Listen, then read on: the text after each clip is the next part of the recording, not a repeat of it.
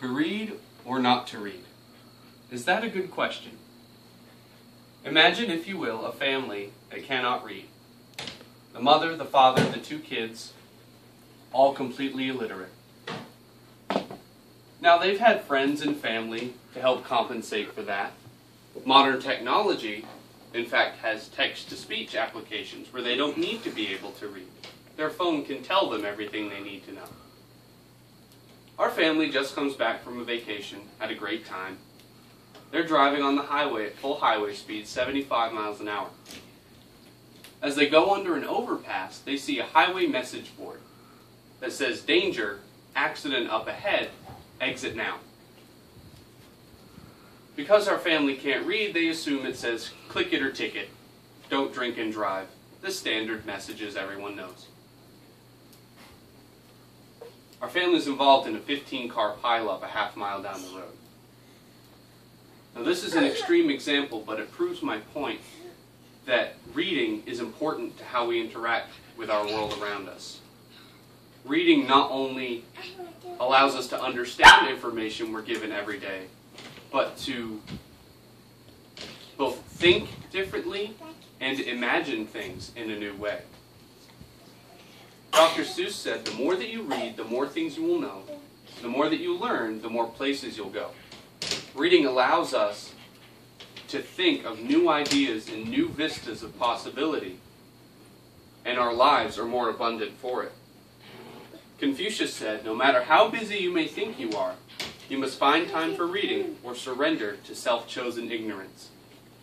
Now, that self-chosen ignorance is evident in today's text speech. I'm not trying to pick on a certain group, but we'll use young adults for an example.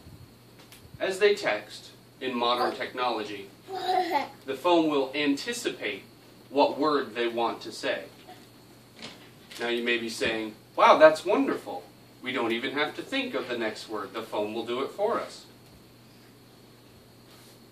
But Laura Ann Petitto, a cognitive neuroscientist out of the University of Toronto, did a study and discovered that because your brain is still open and changing, technology demanding that our brains work faster is causing us to be less careful.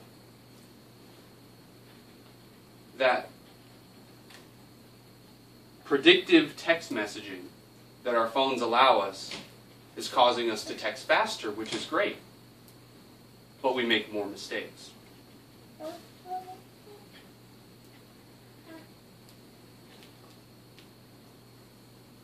As we see with this picture, making mistakes is very easy.